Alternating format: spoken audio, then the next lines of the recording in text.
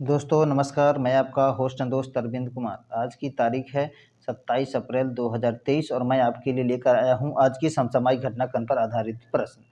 अगर वीडियो पसंद आए तो लाइक कीजिए, सब्सक्राइब कीजिए। अपने टेलीग्राम चैनल से जुड़ने के लिए हमारे डिस्क्रिप्शन बॉक्स में विजिट करें। चलिए बिना समय गंवाए शुरू करते हैं आज का पहला प्रश्न। आज का पहला प्रश्न है,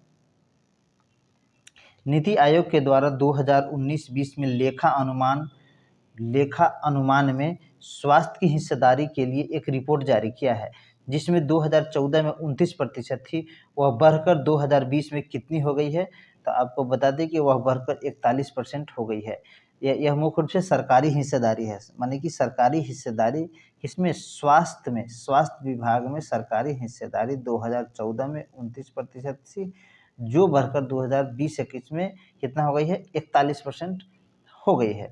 एक और बात बता दें कि कुल जीडीपी के हिस्सेदारी की बात करें तो 1.35% था, 35% था। ठीक है, चलिए इसके बारे में कुछ देख लेते हैं।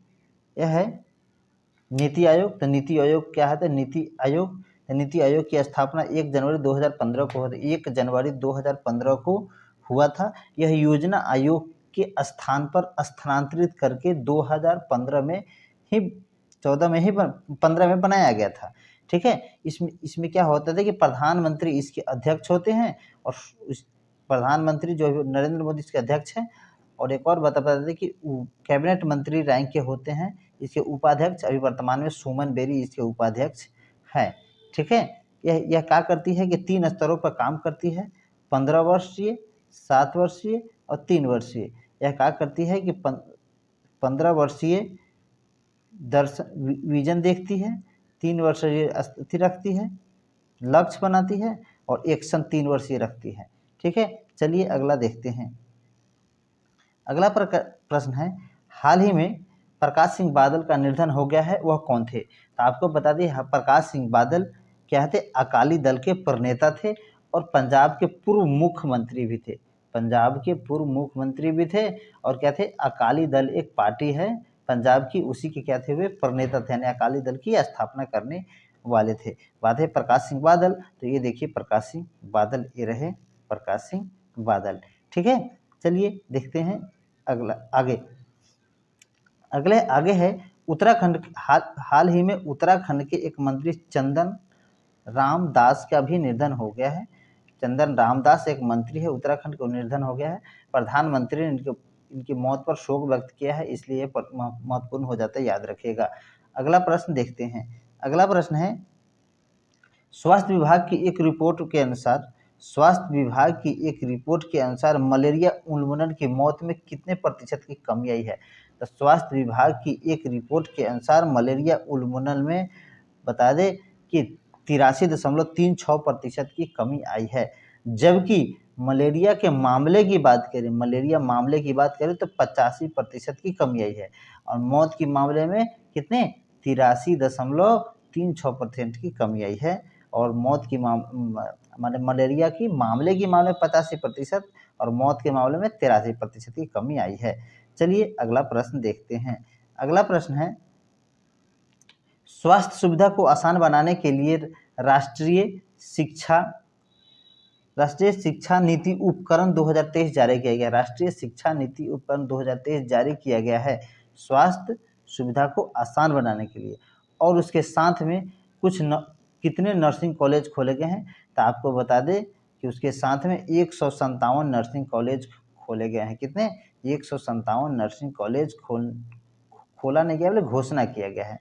ठीक है, चलिए अगला प्रश्न देखते हैं। अगला प्रश्न है, 100वें मन की बात को यादगार बनाने के लिए गृह मंत्री अमित शाह ने कितने रुपए के डाक टिकट और सिक्का जारी किया है?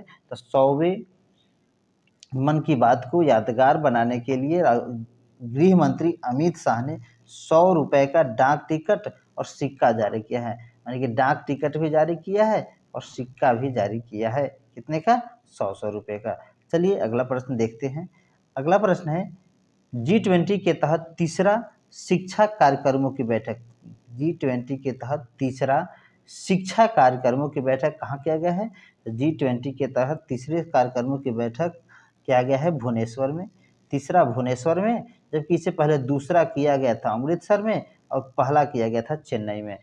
किससे? G20 का तीसरा शिक्षा कार्यक्रम, यानी कि शिक्षा कार्यक्रमों की पहली बैठक चेन्नई में, दूसरी अमृतसर में और अब तीसरी बैठक भुवनेश्वर में किया जा रहा है। बात G20 की आई है तो G20 में को देख लेते हैं। G20 की स्थापना 1999 में किया गया था। भारत G20 की अध्यक्षता इस वर्ष कर रही है, उसकी संख्या 18वीं है, नहीं 18वीं अध्यक्षता भारत कर रही है। बात है G20 की, हम लोग G20 के बारे में थोड़ा देखते हैं। यह G20 इस साल G20 हो रहा है ना, उसका थीम है, बता दें कि वसुधैव कुटुंबकम। क्या है? वसुधैव कुटुंबकम इसका थीम है, जिसको ठीक है तो बोलते हैं वन अर्थ वन फैमिली और one future. One earth one family one future. One earth one family और वन फ्यूचर। ठीक है, चलिए आगे देखते हैं। बात है G20 की, तो G20 की कुछ बैठक हुई है, उसके बारे में थोड़ा देख लेते हैं। G20 के फ्लावर फेस्टिवल किया गया था नई दिल्ली में, फ्लावर फेस्टिवल नई दिल्ली में। पुणे यूथ 20 पुणे में। महिला 20 की बैठक किया गया था पहला संभाजी नगर महाराष्ट्र में और दूसरा किया गया था लखनऊ में। महिला कहाँ किया गया था? पहला महाराष्ट्र के संभाजी नगर में, दूसरा लखनऊ के उत्तर प्रदेश में किया गया था। ठीक है, G20 की जो संख्या 18वीं है, इसका मुख्य आयोजन नई दिल्ली में किया जाएगा। ठीक है, चलिए आगे देखते हैं।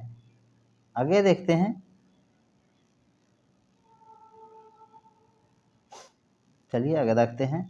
हाल ही में कौन सा खाड़ी देश अपना 75वां स्वतंत्रता दिवस मना रहा है? तो हाल ही में आपको बता दें कि इजराइल है 75वां, इजराइल जो खाड़ी देश है जो अपना 75वां देश मना रहा है। ठीक है, यह क्या होता है? बात है इजराइल की, तो हम लोग इजराइल थोड़ा देख लेते हैं। इजराइल, यह रहा इजराइल। इधर क्या होता है कि भूमध्य सागर से इसकी सीमा लगती है। किससे? भूमध्य सागर से इसकी सीमा लगती है। ठीक है, उसके अलावा इधर लगते हैं इजिप्ट से, इधर लगते हैं सीमा उसकी। ठीक है, इसकी सीमा लगती है मिस्र से, जॉर्डन से, सीरिया से और लेबनान से।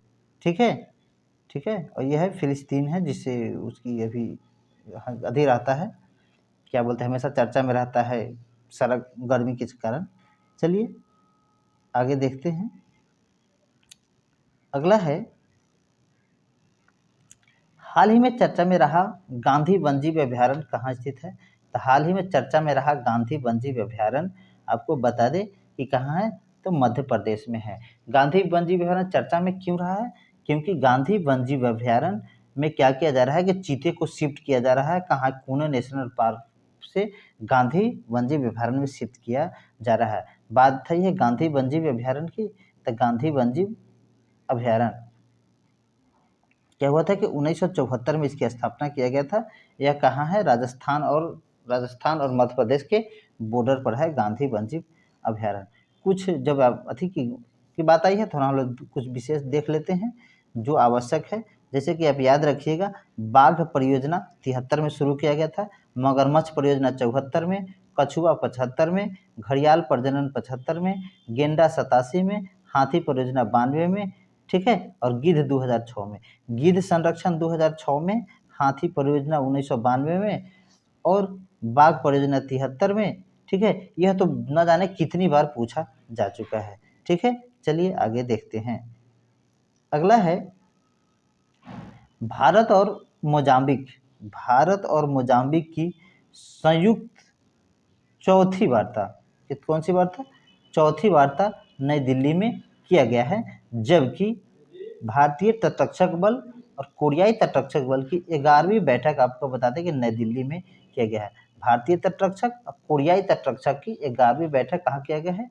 नई दिल्ली में किया गया है। और भारत और मोजाम्बिक की चौथी वार्ता भी नई दिल्ली में किया गया है। बात आई है नई दिल्ली की, चलो हम नई दिल्ली के बैठक के बारे में कुछ देख लेते हैं। ठीक है, वीडियो पसंद है तो लाइक कीजिए, सब्सक्राइब कीजिए, अपने दोस्तों के साथ शेयर कीजिए। वीडियो देखने के लिए धन्यवाद।